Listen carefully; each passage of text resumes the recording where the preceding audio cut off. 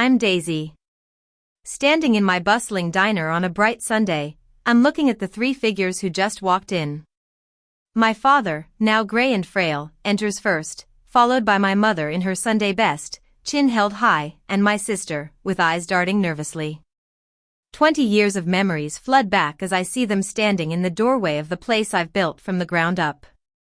It all started when I was 14. My family was well off. My father, Mr. Thompson, was a successful businessman, always busy with work and rarely involved in family matters. My mother, Mrs. Thompson, was a controlling and self-centered woman. She was deeply involved in the local church and loved the attention it brought her. We were on our way back from a cousin's fancy wedding. I was in a bit of a mood, and in the car, I rolled my eyes at my mother when she started going on about how everything at the wedding was about her. It was a small thing, but for my mother, it was like a red flag. She went silent, and I could feel the storm brewing. She told my father to pull over at the next train station. My father, as always, didn't argue. He just did what she said. She then turned to me and said I needed to learn some tough love. She claimed that a hard lesson now would make me a stronger person in the future. They told me to get out of the car. I thought it was just a scare, so I got out with my duffel bag, expecting them to unlock the doors and let me back in. But my mother rolled down the window just a bit and said, "Let's see how she finds her way home." Then the car slowly drove away, and I was left alone in the gravel lot of the train station. I kept waiting for them to come back, but they never did that night. I was scared but determined to do the right thing. I went inside the station and found the ticket window. There was an old man named Mr. Harris behind the glass. When he saw me, his face changed. I told him in a small voice that my parents had left me. I gave him their names and the make of the car. He didn't doubt me. He immediately called the police. A county deputy, Deputy Green, arrived within the hour. She was kind and asked me to tell her everything that had happened. She wrote it all down in her notebook, every single detail. She tried to call my parents, but they didn't answer. She left a message saying she had me and that they should call back right away. But no one called back that night. Just then, a woman named Mrs. Jenkins walked into the station. She owned the diner across the lot. She'd seen the police car lights and came to see what was going on. Mrs. Jenkins was in her late 50s, a warm-hearted woman with a no-nonsense attitude. She listened to the deputy explain the situation and then looked at me for a long time. She said I could stay in the apartment above her diner for the night until things were sorted out. The next morning, instead of asking me to leave, she gave me an apron and told me that if I was going to eat her food, I could learn to bus tables. I was relieved because I understood work. I knew how to be independent. One night turned into a week, and then it became my home for the rest of my growing up years. I later found out that Mrs. Jenkins had lost her husband and never had children.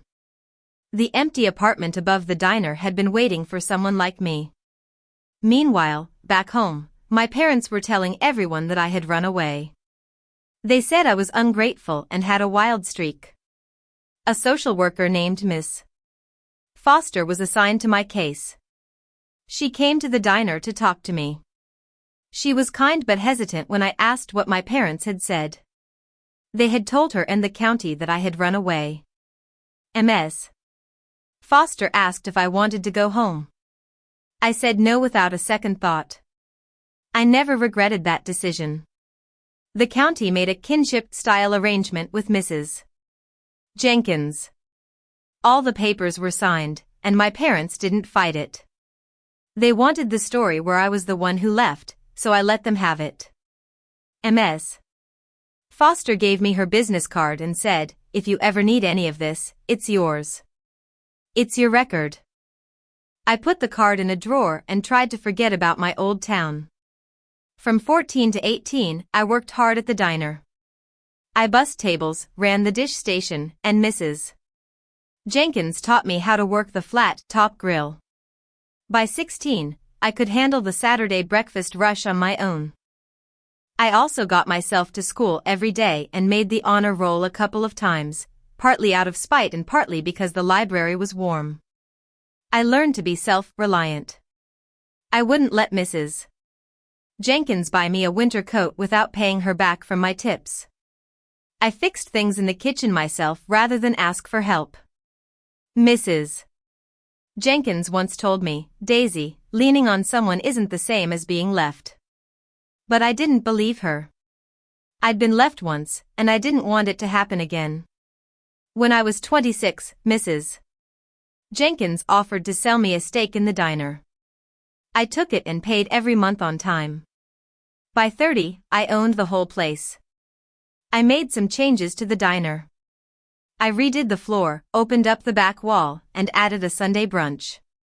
The diner became very popular, and we went from having 40 customers on a busy day to 160. I hired a great cook named Mr. Diaz and a 55-year-old Army veteran named Immerse Parker to run the floor. They became like family to me, along with all the regulars. The diner was no longer just a place to work, it was my home. Then, when I was 33, Mrs. Jenkins passed away in her sleep. The whole town came to the diner after her service. Her lawyer gave me an envelope and a small tin box wrapped in a dish towel. There was a note on the box that said, "For when you're ready. Not before." I knew that whatever was in the box was related to my past, so I put it on a high shelf in my apartment and left it taped shut. A year later, a woman came in for brunch. She was in her 60s, wearing church clothes. She kept looking at me. When I went to refill her coffee, she said my name, Daisy. It was like a punch in the gut. She said she knew my mother from the old town and that they'd sung in the choir together. Then she said it was such a shame that I'd run away and broken my mother's heart. She also said that my mother still talked about it and asked the congregation to pray for my return. That was when I realized that the lie my parents had been telling was still alive. 9 days later, I got a call from my sister, Lily. She said it was so good to hear from me and that the family had thought about me every day. She talked about how life was short and that family should be together. But she never said she was sorry, or that they had left me, or even mentioned the train station. After some talk, I finally asked her what she really wanted. She said that my father's health had taken a turn. His kidneys were failing, and he was on dialysis 3 days a week. The doctors had put him on a transplant list, but it was very long. The family had all been tested, and no one was a match. She didn't directly ask me to donate a kidney, but she made it clear that I was the last hope. I sat in Mrs. Jenkins' old chair by the window for a long time. I knew this wasn't a family that had missed me for 20 years. They were just running out of options. But I also knew I couldn't make a decision blindly. I thought about it for a week. I remembered Miss Foster's card and the tin box. I decided to open the tin box. Inside, there was a train ticket stub from the night I was left, a business card from Miss Foster with my case number written on the back, and a letter from Mrs. Jenkins.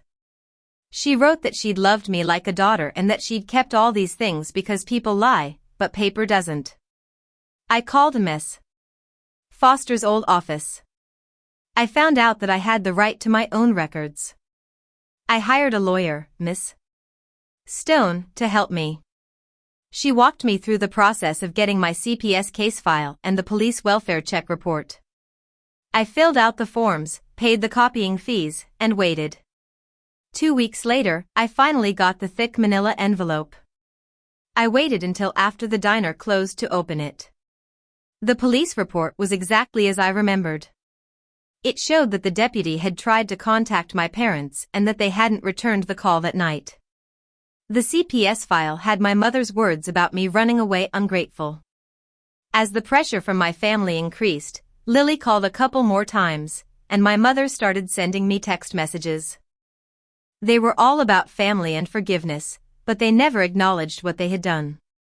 Lily even threatened to come in person if I ignored them. I texted Lily back and said they could come to the diner on a Sunday, and we'd talk in front of everyone. I chose the diner because it was my place, full of people who knew me for who I was, not the story my family had told. The week before Sunday, I looked around the diner and felt the support of my chosen family. Mr. Diaz, Immerse, Parker, and all the regulars were there because they wanted to be. They had chosen me, unlike my blood family. Rennie showed up on Saturday afternoon. When she walked in, I could see the surprise on her face. She had expected me to be struggling, but here I was, running a successful diner. She talked about how nice the place was and how my parents were getting older. Then she finally said that my father needed a kidney.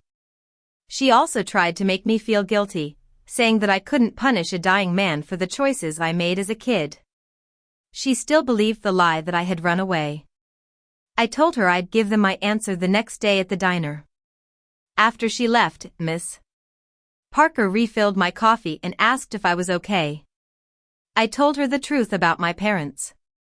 She just said, "Quiet. And what do you need from me?" I asked her to just let things happen in the open and trust that I had it handled.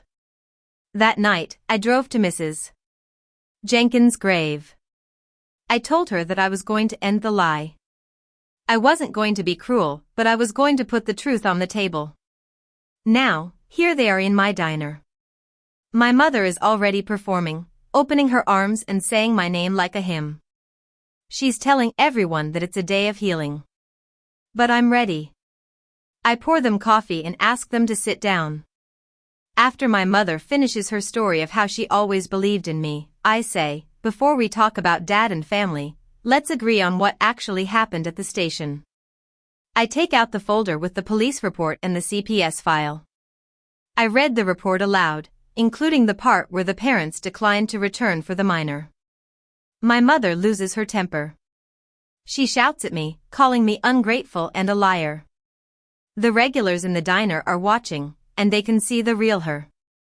My father just stands there, looking at the report. He finally says, I should have turned around.